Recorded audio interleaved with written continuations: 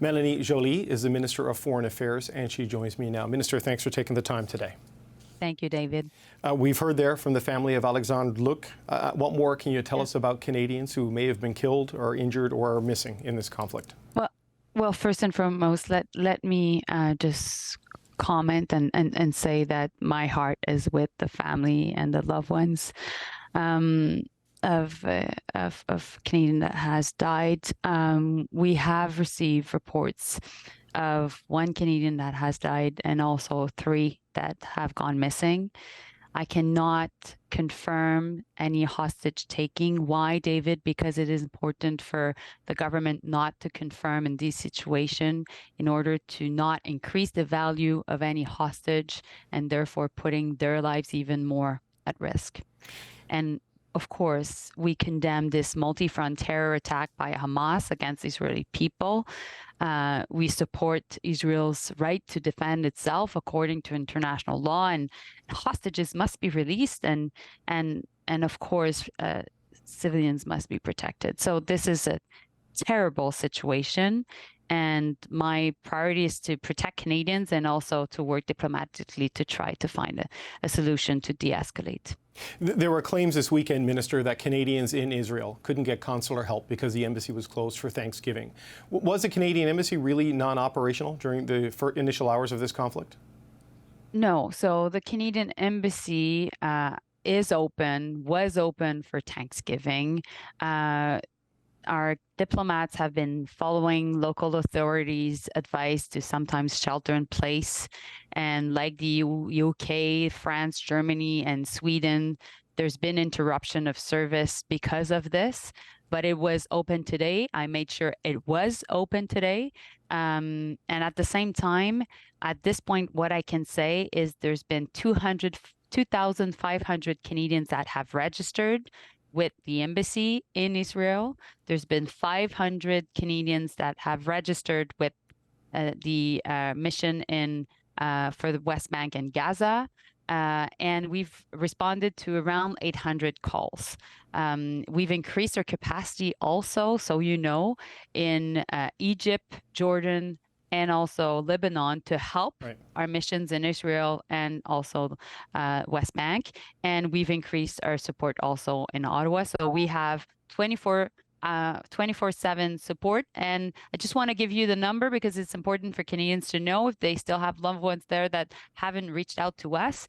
It's 1-613-996-8885. And we'll make sure that your producer has this information. That way it can be broadcasted. It's really important. Well, Minister, how can we reconcile this with claims we've seen from people like Melissa Lantsman, the Conservative MP, who says hundreds of people have called their offices saying they've been unable to get consular help to get out of Israel?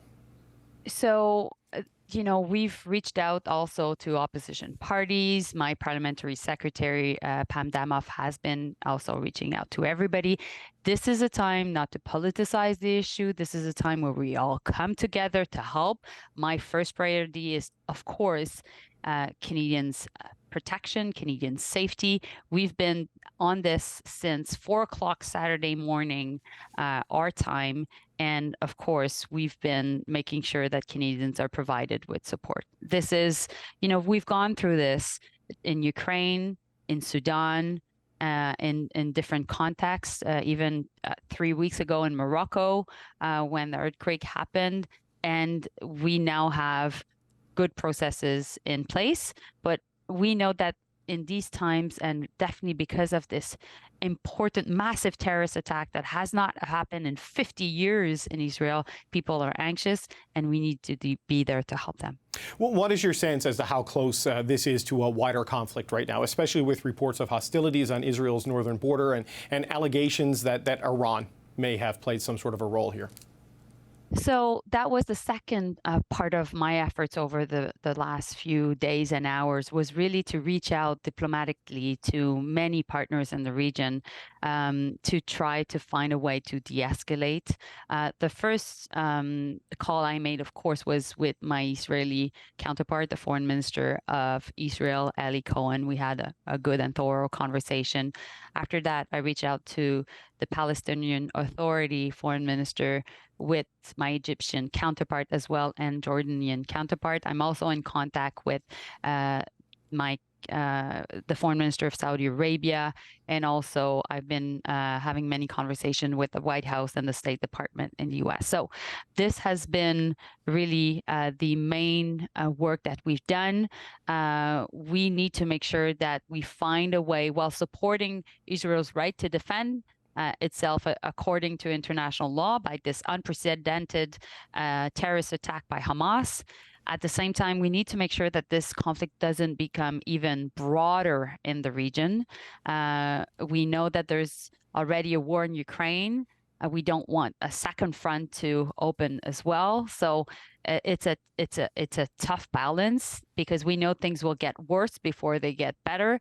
But that's why diplomacy must be in action in the coming, over the last hours, and also in the coming weeks and days and weeks. I just want to pick up on a key phrase you said there. You said Israel has the right to defend itself in accordance with international law. We're now seeing images and getting reports of military strikes into Gaza that appear to be killing ordinary Palestinians and hitting what could be considered civilian targets. So does Canada consider Israel's response to this point to be in accordance with international law?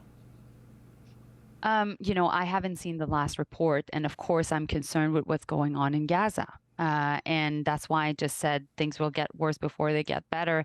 And that's why we will always be there to provide humanitarian aid to civilians in Gaza. This is important because at the end of the day, Israeli lives and Palestinian lives are at stake. And so we'll do our work. We'll continue to also make sure that our diplomats and our aid workers on the ground are there to help. You heard, I'm assuming, what Prime Minister Netanyahu had to say earlier. He is vowing to punish Gaza as the world ripples from these attacks. Do you have any concerns about the scale of the response that Israel is about to unleash? Well, at the same time, David, what happened over the weekend was the biggest terrorist attack in 50 years against Israel. This is unprecedented. This is a multi-front attack. And that is why we've been clear in our stance in Canada, but also we are clear in engaging the world to find a solution to in the end, making sure that the violence stops. So we've been involved in the region for many, many years. We've been a staunch friend and ally of Israel and a friend of the Palestinian people, and will continue to act accordingly. You call these attacks terror attacks. Canada designated Hamas as a terrorist organization about 20 years ago. But there were protests across Canada this weekend and even today, in some ways celebrating the Hamas attacks that you've decried. There have been calls for your government to condemn these protests here in Canada. Will you do that? Well, we know that according to Canadian law, the Hamas is a terrorist organization. So, of course, we don't support it. And at the same time, we've always been clear when it comes to our relationship with Israel. So the position of our government stands. At the same time, there have been hostages. Hostages must be released. And like I said, civilian lives must be protected. So these will be difficult days ahead, and right now and ahead, for Israeli people, for Palestinian people, for Canadians, for the world. And you Canadians can know that the government and the Prime Minister and myself are absolutely engaged 24/7 on this issue. But Minister, what do you say to Canadians or other people in this country who might go to a protest that critics say is purporting to celebrate what Hamas has done? I mean, should these protests be happening? There have been some calls by others to maybe find a way to prosecute this over supporting terrorism. I don't know if it goes that far or not, in your view. But what is your message to Canadians that might attend these protests, given what's happened in the last 48 hours or so?